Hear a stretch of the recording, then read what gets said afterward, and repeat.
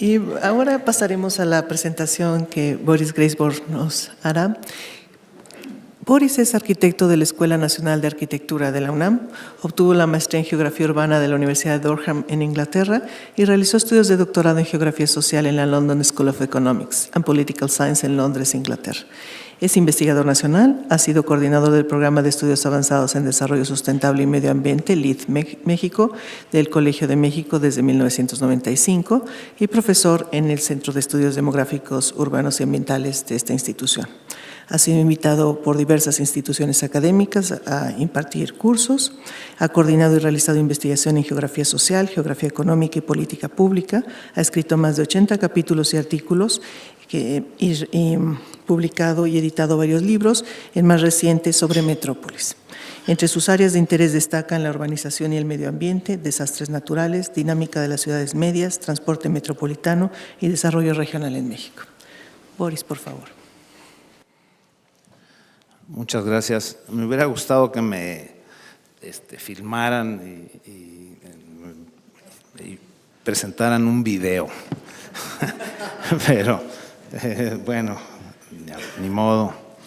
Es muy efectivo el video porque está ahí la persona hablando perfectamente todo y están viendo ustedes lo que está pensando. Yo voy a presentar algunas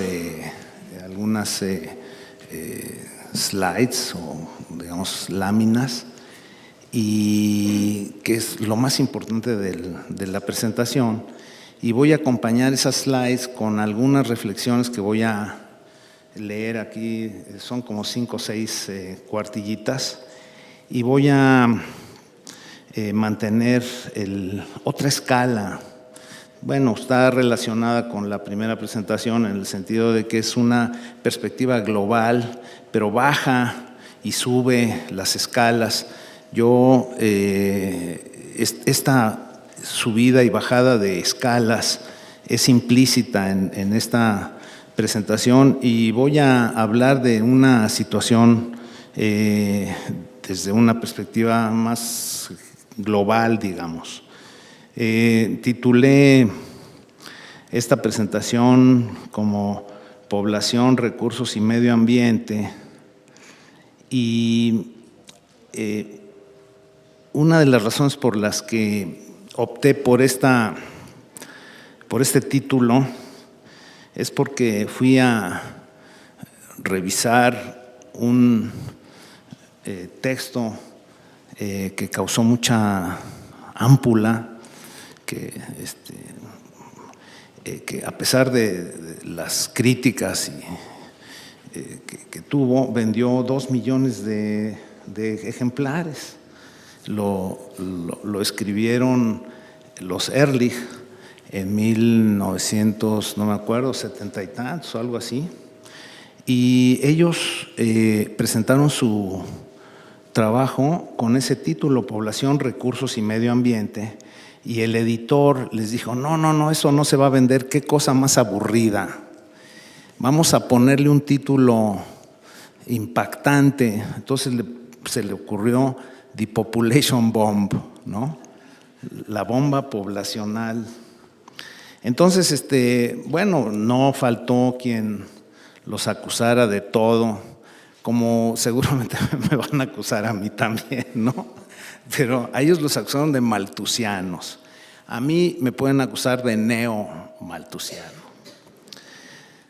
Y también voy a tomar, fíjense,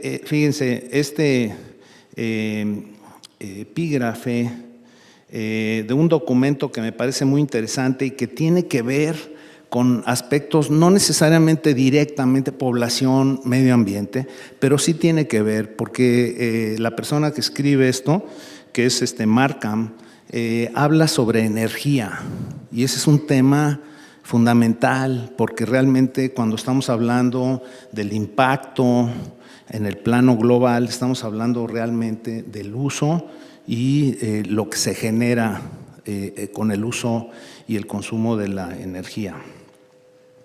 Pero me parece que epígrafe y también digamos, el texto y algunas ideas que voy a presentar permiten acercarnos a esta discusión del binomio población-medio ambiente que hemos estado tratando, pero creo que hay que ubicarla en el ámbito urbano, en el proceso de urbanización, en el consumo de los hogares y sin duda en el tema de la presentación anterior, que son realmente las cuatro mesas, los temas de las mesas que tuvimos ayer. Y bueno, no sé si puede haber un amplio debate y tampoco sé si el debate se queda en lo académico o puede también incluir, digamos, la elaboración de políticas, ¿no? También quizá, que esa sería quizá la idea. Ayer discutimos esta dificultad del diálogo entre los académicos y los políticos, ¿no? O los que hacen política, los que toman decisiones. Bueno, voy a dividirlo, ya me voy rápido, voy a dividirlo en 4 apartados esta presentación. La primera, entre comillas, se llama Americans. No sé si lo pronuncié como bien, Americans. La segunda, ¿dónde y cómo? La tercera, intervención. Y la cuarta, no intervención. Ustedes y todos sabemos que los grandes consumidores de recursos y una población creciente representa a los Estados Unidos, y Estados Unidos tiene un enorme impacto en términos per cápita en el cambio climático global, comparado con la mayoría de los países. Del lado izquierdo, del lado derecho, a lo mejor no alcanzamos a ver un circulito de Estados Unidos, que se representa Estados Unidos, pero está por ahí medio perdidón, y es el per cápita, pero es per cápita porque la distancia entre los más grandotes per cápita y los demás es muy grande, digamos, una razón de quizá de 5-1 o cosas por el estilo. Sin embargo, el promedio de veintitantas toneladas de CO2 anuales per cápita de Estados Unidos se contrasta con, digamos, datos muy grandotes de algunos pequeños países. Lo que quiero mostrar aquí es que sí es importante, por supuesto, el per cápita, especialmente si queremos llegar a una gobernanza a escala global. Pero del otro lado están los grandes emisores. En ese sentido, China es en la actualidad el mayor emisor de CO2, con cerca del 20% del total mundial. Sin embargo, esta cuestión que caracteriza a Estados Unidos, no solo a Estados Unidos, yo creo que Europa también, algunos países europeos y también algunas élites o algunos estratos de población en el resto de países. No es muy simple, especialmente si estamos hablando de esta relación de población y medio ambiente, estamos hablando del impacto en el cambio global.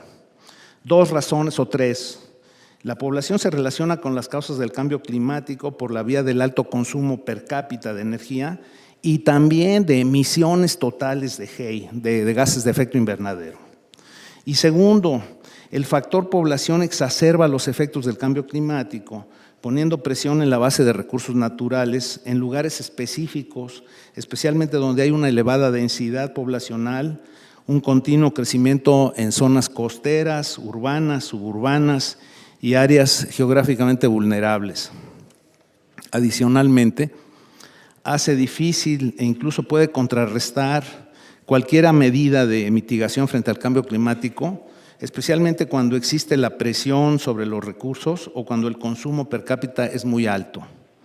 La discusión básica para llegar a un acuerdo global es el sacrificio de unos en favor de los otros. Parece que el planteamiento es un juego de suma cero, que me parece que no debe ser. O sea, que habría que escapar de ese juego de suma cero, de esa discusión en la mesa entre todos los países, del juego de suma cero. Lo que el argumento se presenta inmediatamente. Estados Unidos no firmó el Kyoto Protocol porque dijo no voy a firmar si no firman todos los demás. O sea, lo que yo voy a bajar, China lo va a poner y entonces se va a quedar la situación igual. Ese es un ejemplo de una lógica de juego de suma cero que creo que habría que escapar. Lo que sí es un hecho es que la población es y ha sido desde siempre un factor que potencia la transformación de los ecosistemas a través del uso de recursos, aunque de manera diferenciada en tiempo y lugar. De ahí la importancia de escoger la escala y las variables apropiadas. A pesar de que yo reconozco que, digamos, el argumento es que este asunto es un asunto global, hay una enorme diferenciación en términos del indicador que ustedes quieran, ¿no? Cualquier indicador que tiene que ver con población, comportamiento de la población, o que tiene que ver con cuestiones de emisiones o de consumo, etcétera, etcétera. Hay una gran diferenciación a escala internacional, a escala global, pero también a escala nacional, a escala regional, etcétera, etcétera. ¿Dónde y cómo? Segundo punto. Bueno, quiero decirles que, no sé, a lo mejor aquí veo que no todos son demógrafos, pero una cosa que me llama mucho la atención, que me parece muy importante, es digamos, la variable, la población, la variable población es sensible a pequeños cambios y luego tiene un lapso temporal largo para ver. Entonces, hacemos proyecciones al año 2100. Sin embargo, la población, la sensibilidad es impresionante. O sea, a mí, yo no soy demógrafo, aunque sea neomalthusiano, precisamente por eso no soy demógrafo. Pero si ustedes ven en el librito de The Policy of Climate Change de Anthony Giddens, él señala un ejemplo muy interesante. Si la tasa de fecundidad, si el número de hijos o de hijos en general, no nada más de mujeres, sino de hijos, aumenta en el promedio, bueno, vamos a terminar en 2050 o en el 2100 con una población verdaderamente estratosférica. Pero si bajamos ese 0.5 de promedio, vamos a terminar con una población menor a la que tenemos ahorita. Entonces, es muy impresionante el juego temporal de esta variable increíble, ¿no? Ese es un punto. Bueno, ¿dónde y cómo?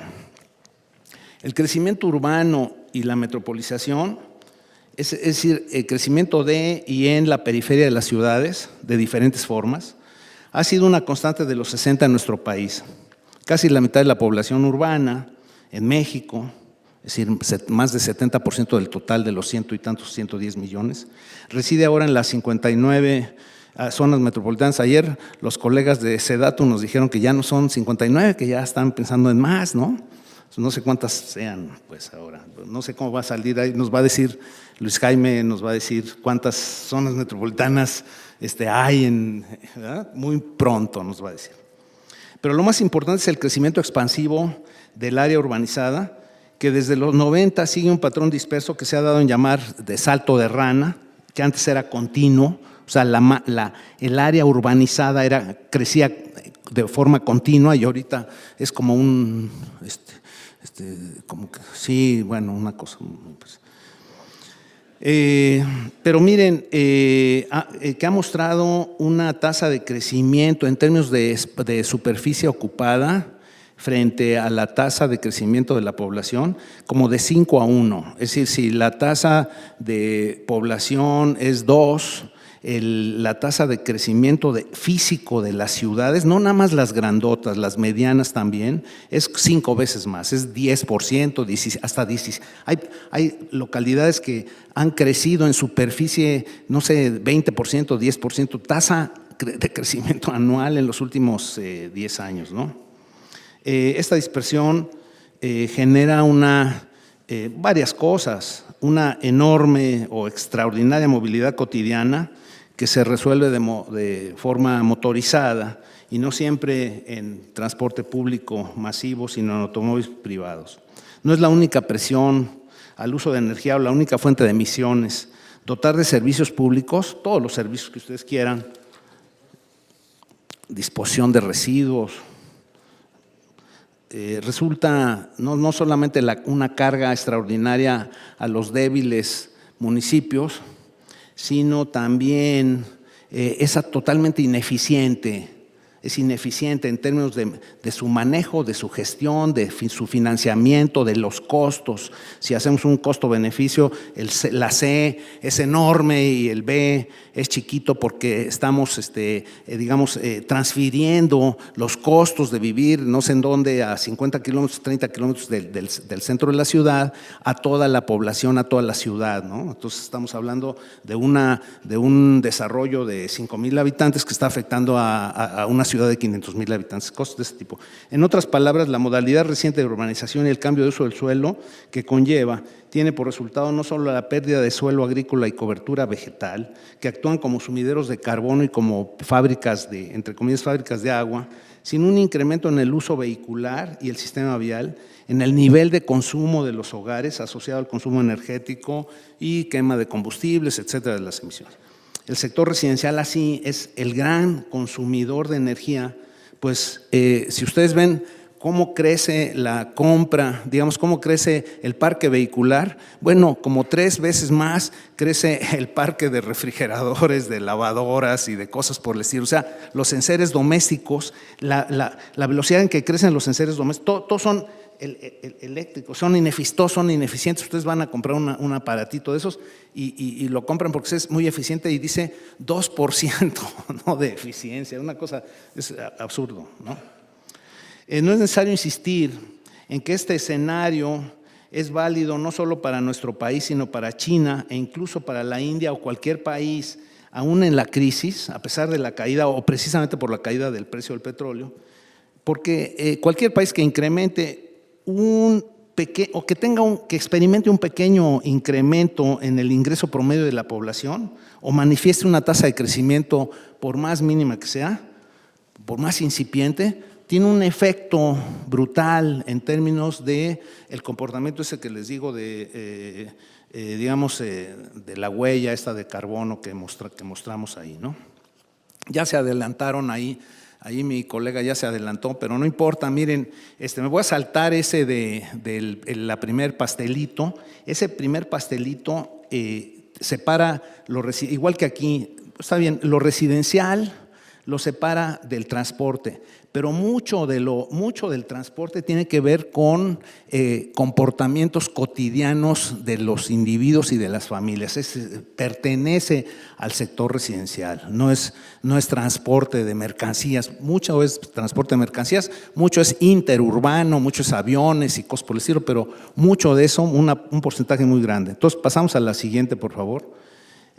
Ahí, esa es una gráfica muy bonita creo que de CENER, Secretaría de Energía, en donde separa los 4 sectores que vimos antes: transporte industrial, residencial y agropecuario, pero muestra el consumo del tipo de combustible, por tipo de combustible, y quisiera solo señalar el residencial. Fíjense, 28% de la energía que consume el sector residencial en nuestro país es por leña. Eso muestra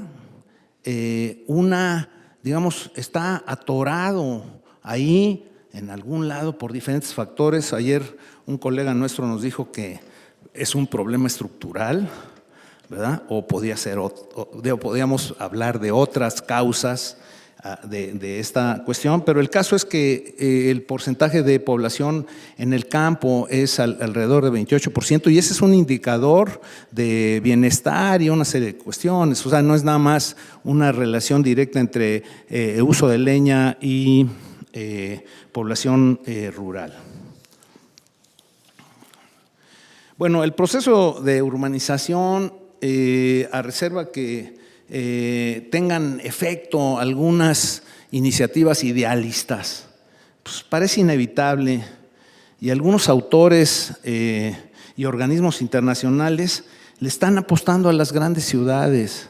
Dicen que ahí es donde se presentan las oportunidades sociales, económicas y ambientales. Le están apostando a las grandes. Le están apostando quizá por el tamañote y el porcentaje, la proporción de población global que va a vivir en ciudades. Nuestro mundo es 50 o más de 50% urbano y de eso el crecimiento demográfico se va a concentrar en las grandes, no sé cuántas hay, 50 grandes megaciudades. Antes, hace 20 años o 30 años había 5 o 3 o no sé cuántos, ¿no? Las siguientes figuras, fíjense, quiero mostrarles, muestran que la huella frente a los recursos disponibles y sus efectos en el cambio global no es exclusiva de los países desarrollados, aunque tengan la culpa de todo o de casi todo.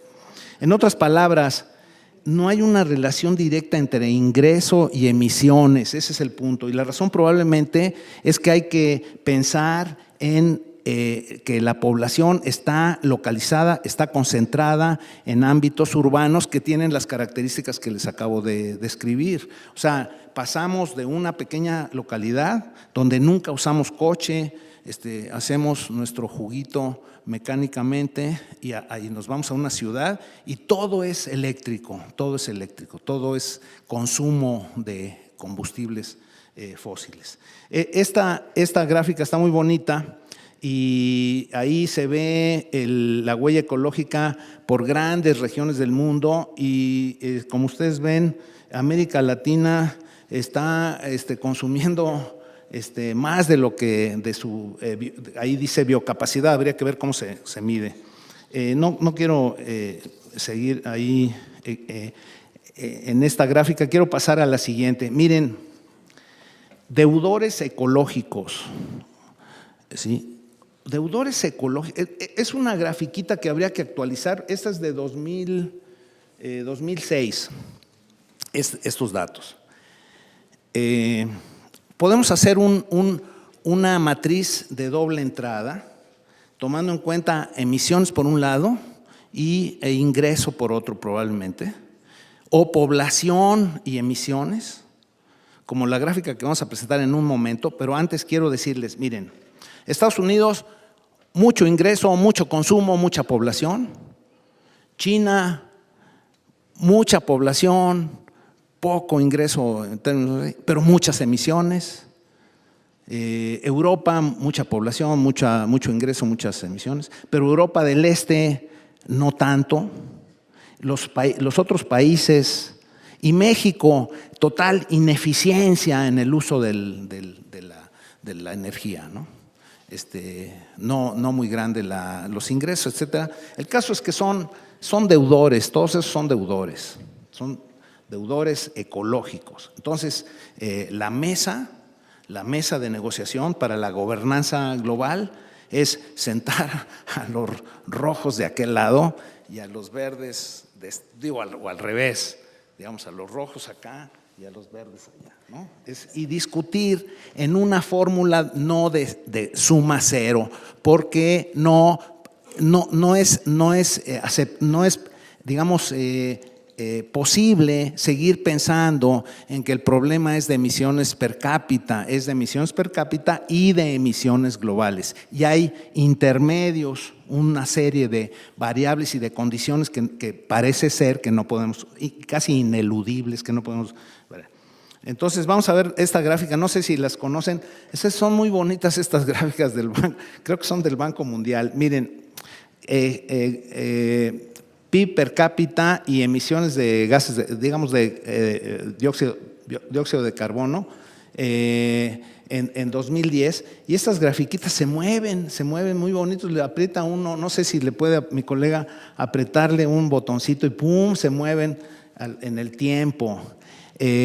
Ustedes van a ver que el verdecito o azul es China y el grandote es China y el otro grandote es India y por allá está Estados Unidos. Y la idea de moverlo, ¿sí están viendo? Está padrísimo, ¿no? No, lo que quiero decirles, a ver, es que aquí hay varias cosas que son importantes. Uno esperaría, si se cumple lo que les estoy diciendo de entrada ex ante, que Estados Unidos, los que tienen la culpa de todo, son los únicos que tienen la culpa de todo. Entonces, la gráfica, en lugar de converger, tendría que separarse aún más en el tiempo, ¿me explico? Y no está sucediendo eso. ¿Por qué? Porque hay un proceso de difusión que acompaña al proceso de urbanización, independientemente si es industrialización, si es desarrollo. Ese es el punto clave. Bueno, nos vamos a… Ya me estoy colgando, Rosario, ¿no? Bueno, miren, espérame.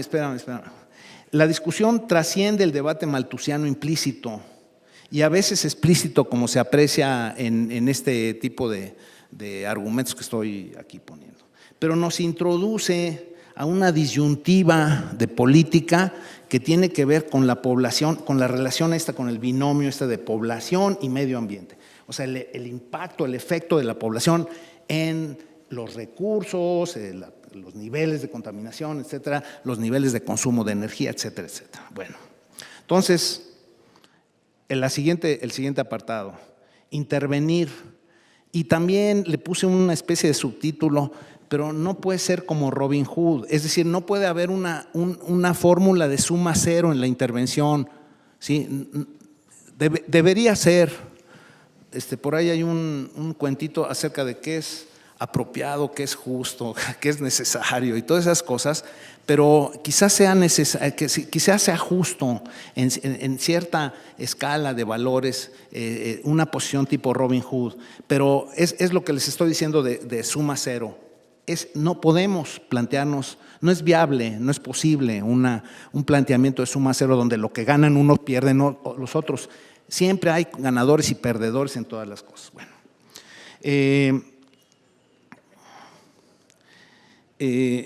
hay organizaciones que tienen que ver con esta intervención y que ha variado en su discurso desde control de la natalidad y cosas por el estilo hasta nuestra famosa política de planeación familiar, de la familia pequeña vive mejor, todas esas cosas, el derecho de tener los hijos, no sé qué, ese tipo de cosas. No es nuevo. Y aquí recuerdo a los Ehrlich, miren. En 1968 los Ehrlich publicaron su apreciado e igualmente vilipendiado The Population Bomb, si bien, como dicen recientemente estos autores, en una revisión del impacto que ha tenido ese libro, que vendieron 2 millones de ejemplares, el título iba a ser el que les dije, de Population Resources y Environment. Eso, de todas maneras, a los que hubieran leído el libro, bueno, los que no leyeron el libro, pues ya no hubieran intervenido y no los hubieran acusado de cosas, pero los que hubieran leído el libro, que no necesariamente los 2 millones que compraron ese libro, pues no, yo compro libros y no los leo también, ¿no? Los hubieran acusado de malthusianos y quién sabe qué, toda la locura esta, ¿no?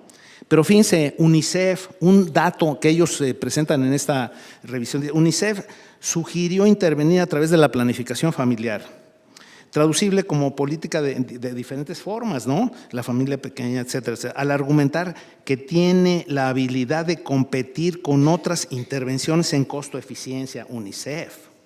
La planeación familiar puede traer más beneficios a un mayor número de gente que cualquier otra tecnología, cualquier otro curso o planteamiento que hagamos acerca de cómo controlar el crecimiento de la población. Los Ehrlich siguen, no han cambiado y piensan que es relevante su discusión en ese momento, igual que es ahora. En ese momento había 3.500 millones de habitantes en el mundo y ahora hay 7.335 o algo así habitantes en el mundo. Aquí el punto es que el librito de Ehrlich, porque también hay grupos de esa naturaleza, Rosario, déjame, dice, a pesar de que vendieron los 2 millones de copias, se catalogó entre los peores libros del siglo XX y los más perjudiciales para la humanidad. Pero fíjense, tuvieron el honor de ponerlo en la lista de los más perjudiciales, junto con El origen de las especies, ¿sí? La primavera silenciosa, ¿sí? La sociedad acaudalada, y El Capital, y otros igual de perjudiciales, otros igual de importantes. Bueno, entonces, aquí el punto es que en esta discusión, que parece objetiva con los datos, hay un componente, una dimensión cuantitativa, pero también cualitativa para manejar esta relación. Es inevitable, ¿sí? Incluso ellos mismos utilizan argumentos subjetivos y argumentos y valores, etcétera. Se está lleno de ese asunto, ¿no? Los Ehrlich también. Entonces, no intervenir. La curva, ahora sí, vamos a poner la curvita. Ya conocen la curva Environmental Kuznets Curve, curva ambiental de Kuznets. Es muy bonita esta curva y tiene muchas críticas. Una muy interesante crítica. Ahorita, bueno, parece querer decir que lo único que tenemos que hacer es sentarnos y ver y esperar. Y ver cómo los que toman las decisiones nos crean empleos, nos hacen más ricos, etcétera, etcétera, y en ese momento ya vamos a estar muy preocupados y vamos a ver qué hacemos para cambiar nuestros comportamientos de consumo, etcétera, etcétera, ¿no? Y a cuidar el ambiente. Supone también que habrá, fíjense, este es el otro punto que quisiera yo señalar aquí, me voy a ir muy rápido. El deterioro ambiental, supone la curva, se va a detener en ese turning point, ese punto de inflexión. ¿Dónde está ese punto de inflexión? Ese es el punto que quisiera yo señalar. Y para eso les voy a pasar otra curvita de esas que se mueven, que está muy bonita. No sé si ustedes ven la curva de Kuznets en esta grafiquita. Yo sí la veo, pero lo más importante del asunto aquí es que la pregunta es, ¿dónde está el punto de inflexión? ¿En qué nivel de ingreso se alcanza? Parece tratarse de una cuestión empírica. Y en efecto, el impacto del crecimiento acelerado sobre el deterioro ambiental en China parece haber alcanzado o casi el punto de inflexión. Medidas y políticas ambientales se han puesto en marcha, aunque no muestran aún haber tenido un impacto apreciable en las condiciones ambientales que se perciben en las grandes ciudades chinas. Por otra parte, y contrariamente a esta posición, los gobernantes de la India han rechazado la propuesta de Obama y de ese arreglo de Obama con el gobierno chino para acordar, sin que haya control externo, por supuesto, de por medio, intervenir para detener el deterioro ambiental muy generalizado. En la India, el argumento es: nosotros tenemos que crecer económicamente a como dé lugar. Esa es la posición de India, el amarillito, lo cual parece legítimo si no fuera por el impacto del cambio climático que afecta, entre otros, el deshielo de los Himalayas, que tienen un importante efecto en los volúmenes de agua que alimentan el Hindu River de sus vecinos, de Pakistán, o sea, que recorre de norte a sur el territorio pakistaní, ¿no? Estos tres países, por supuesto, ahí están: Estados Unidos, allá está de cafecito arriba, el azulito de China y la India, son los países más contaminadores y más contaminantes en este jueguito en términos totales.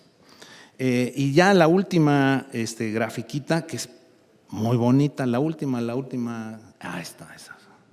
Miren, en los últimos 5 años, 10 años, el increíble crecimiento de la economía china necesariamente ha hecho que el globito azul crezca de una manera muy impresionante y ahorita está en primer lugar. Pero la otra cosa interesante y que tiene que ver con una no política explícita del gobierno de Estados Unidos, pero una, distribución de medidas en otras escalas, ha hecho que Estados Unidos empiece a reducir el tamaño de su participación en las emisiones globales.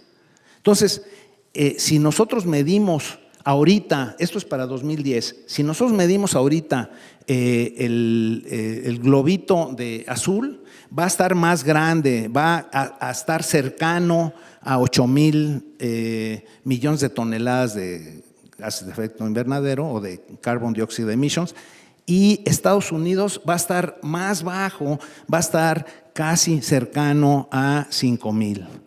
Estados Unidos no ha tomado una medida general, no puede tomar por la estructura gubernamental de Estados Unidos.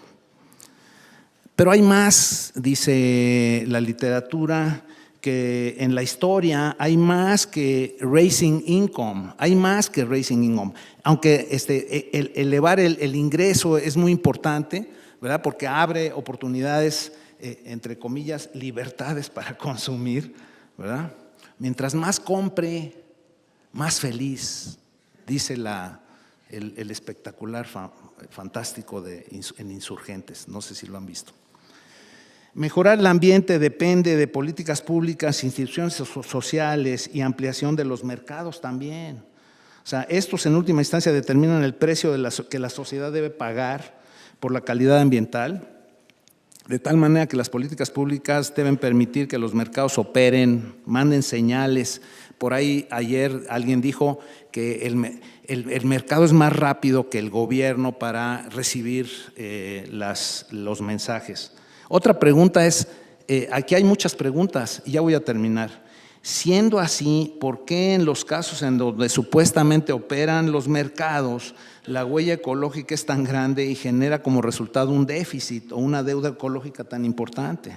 Y lo contrario, en algunos casos en donde la intervención es amplia y reconocida, en los que parece ya rebasado el punto de inflexión de la curvita esta de Kuznets, poca población, elevados ingresos, ¿es esta igualdad general y válida para todos los casos en todo el tiempo? ¿Cuánta población es poca? ¿Con qué características? ¿Ingresos solamente o carencias de otro tipo también, como hemos visto y como atinadamente, acertadamente, Coneval propone que midamos la pobreza en este país? Porque hay un componente no nada más individual y personal en este asunto, sino un componente de instituciones sociales y de política.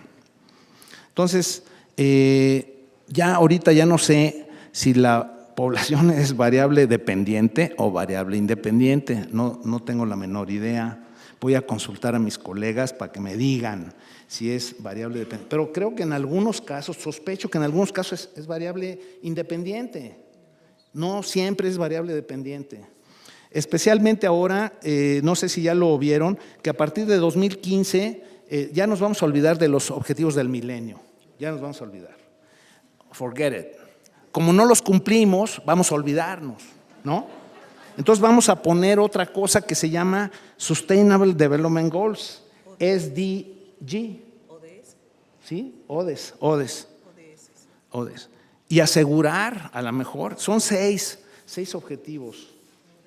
Son muy interesantes los objetivos. Algunos, creo que en algunos, y yo creo que sería una tarea, algunos de esos de metas de desarrollo sustentable, que está relacionado con economía verde y toda una serie de propuestas de esa naturaleza para las grandes ciudades y todo, creo que en algunos la población es variable dependiente y en otros me parece que es variable independiente. Eso es lo que creo. No sé, habría que explorar esa posibilidad.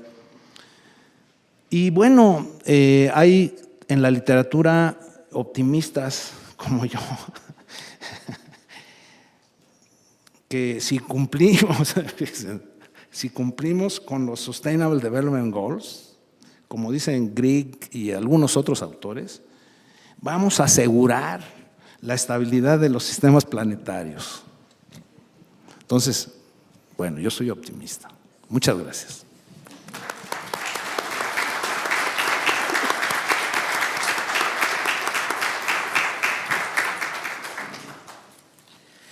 Gracias, Boris. Antes de dar la palabra al público y abrir entonces la sesión de comentarios y preguntas, voy a recoger algunas de las inquietudes que las dos ponencias nos presentan alrededor de cómo podríamos ver población en el espacio de ambiente y ambiente en los espacios de estudios de población. Y comenzaría señalando que las fuentes de información tradicionales siguen siendo fundamentales para que nosotros podamos explorar no solo las características de la población, sino también algunos aspectos ambientales, y pareciera que estas no han sido suficientemente desarrolladas para esa área. Pero las encuestas cubren no solo el espacio de profundización de conocimiento, sino también de complementarlas en el sentido de recuperar algo que es muy importante cuando reconocemos que las capacidades adaptativas son fundamentales para la atención que demos a cambio climático. Y en ese sentido, poder recuperar la experiencia de la población alrededor de cómo es que enfrenta, resuelve o no resuelve las necesidades que tiene alrededor de aspectos ambientales, se vuelve un punto crítico para poder tener suficiente información y tomar acciones de gobierno, intervenciones flexibles para adecuarse a las diferentes circunstancias. En mi opinión, no va a haber una mejor forma de recoger buenas prácticas y prácticas eficientes que poder acercarse a la población y reconocer cuáles son sus necesidades y cómo lidia con ellas. Y en su caso, cómo es que mejora sus circunstancias. Y esto nos permitiría acercarnos a distinguir entonces en dónde está la verdadera resiliencia.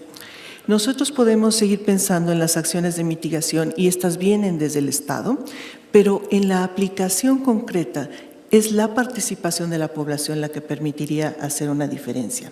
Y el sistema de encuestas de HS muestra la importancia de sistematizar información. Si uno compara las encuestas originales con las más recientes, el modelo ha cambiado en el sentido de los contenidos, porque a lo largo del tiempo han ido incorporando aquello que se va necesitando, aquello que va resultando fundamental para los países que emprenden estos esfuerzos. Y eso nos permite entonces tener una base común de información para todos los puntos que José Miguel nos mencionaba y después ir dando cuenta de los problemas conforme surgen, hasta llegar a algo que hoy es un elemento fundamental en el análisis de información, que son las estimaciones para áreas pequeñas. Y esas estimaciones están reflejando en sí mismos el desarrollo de estos métodos y las necesidades de sofisticarlos, están reconociendo la diversidad de lo local y la importancia de lo local para acciones eficientes de gobierno. Así que esa es un área también muy importante para nosotros. Creo que los indicadores promedios siguen escondiendo realidades y una de las gráficas que Boris nos mostraba señala esta situación donde, dependiendo de cuál sea el lado que nosotros veamos, es el acomodo de los países que podemos tener. Así que entonces poder desglosar la información nos permite llegar a conocer mejor cuál es el mapa de problemas y las intensidades que estos guardan en las áreas que estemos interesados en analizar.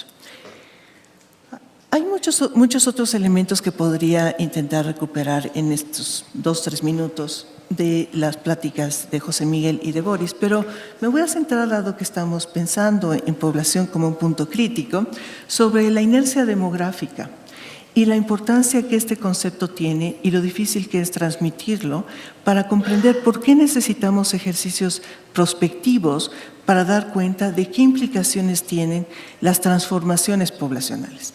Y una forma, me parece muy intuitiva y fácil de percibir esta inercia demográfica, al menos para nuestro país, es que a pesar de que durante 40 años hemos ido reduciendo de manera sistemática y muy eficiente la fecundidad, y hoy es básicamente la tercera parte de lo que era al inicio del programa, cuando uno transita por la ciudad en un fin de semana en algún centro comercial que tiene cines, puede sentir que no ha habido transformación de la fecundidad. que estamos rodeados de adolescentes y que realmente no sabemos dónde está esa tasa, que nos dijo es la tercera parte. Ni siquiera de educación.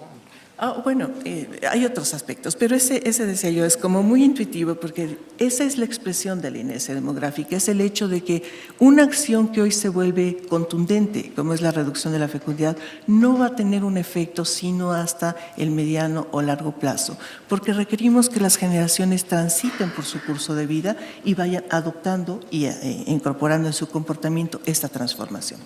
Y eso le pasa también al ambiente. Primero, hay que distinguir que es un problema global y entonces estas discusiones políticas de quién gana, quién pierde y cómo nos distribuimos algo fijo es inexistente, porque las afectaciones ambientales en realidad no tienen un límite.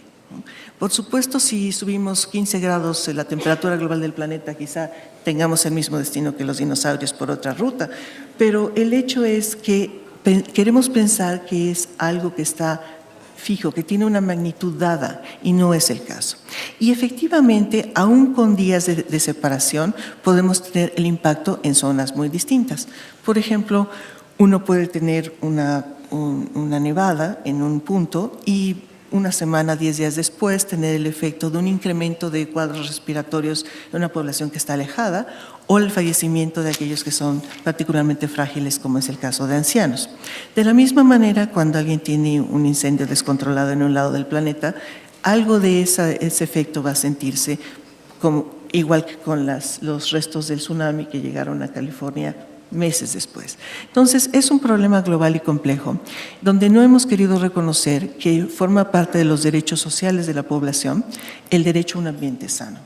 Y entonces la discusión ha quedado ajena al marco de derechos, que es un elemento fundamental para comprender cómo es que vamos transformando las sociedades desde acciones políticas, como puede ser la iniciada por los trabajos que Boris estuvo comentando, que marcaban sobrepoblación como el problema del planeta y la respuesta a través de un sistema de acciones de planificación familiar organizados, dirigidos particularmente a aquellos países que se veían sobrepoblados o en condiciones de sobrepoblarse.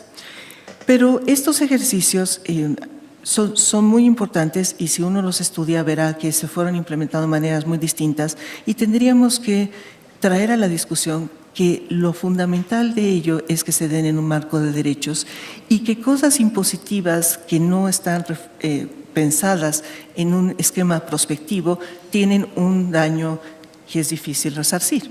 Y el caso de, por ejemplo, la política de un solo hijo en China, hoy está teniendo el efecto de una descomposición o de una disociación entre las proporciones por sexo y las dificultades para establecer los patrones matrimoniales que se esperan en una sociedad además que culturalmente valora fuertemente el matrimonio y la descendencia. Entonces, no están dadas en un espacio vacío, tienen modalidades de aplicación y se nos olvida que el mundo tiene la conformación que tiene a través de transiciones de muy diversa naturaleza y la experiencia europea de 200 años más o menos para cambiar sus condiciones demográficas no es el espacio que nosotros tenemos temporalmente hablando para transformar las nuestras. Y eso es algo que debería estar presente en esta discusión sobre aspectos ambientales, porque no podríamos darle al mundo la misma concesión de tiempo que tuvo Europa y podemos retomar la experiencia exitosa desde el punto de vista de su logro en fecundidad de los 40 años en países como el nuestro. Las estructuras poblacionales siguen importando mucho y es algo que no alcanzamos a incorporar en estas discusiones.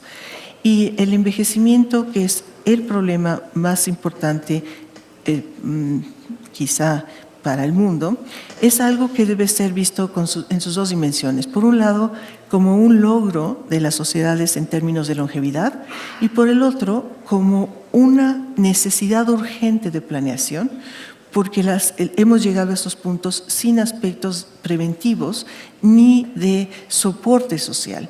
Y eso entonces nos lleva a un posible deterioro de condiciones promedio con una sociedad envejecida que no tiene unos esquemas de protección social. Habría muchos otros puntos que recuperar, pero solamente voy, dado la discusión, y que Boris lo trajo a colación, no por otra razón, que efectivamente la medición de pobreza en el país es una medición de vanguardia, es una medición muy importante porque rompe con esta idea de pobreza solo en términos económicos, pero es una medida que surge desde una acción legislativa, porque la Ley General de Desarrollo Social señala cuáles son las dimensiones que tendría que incorporar, y entonces este reconocimiento de los derechos sociales como su incumplimiento como manifestación de pobreza es una acción legislativa. Y después, efectivamente, el Coneval ha dado la operación a esa ley. Entonces, estando preocupados por cómo logramos incorporar información como insumo básico para la identificación de problemas y el diseño de políticas, es un buen ejemplo de cómo una acción legislativa operada de una manera, me parece a mí, apropiada, permite entonces colocar al país con una imagen mucho más cercana a distinguir las enormes desigualdades que tenemos en muchas esferas y que forman parte de nuestras discusiones. Hasta aquí lo dejaría. Voy a abrir a preguntas de público para las dos ponencias.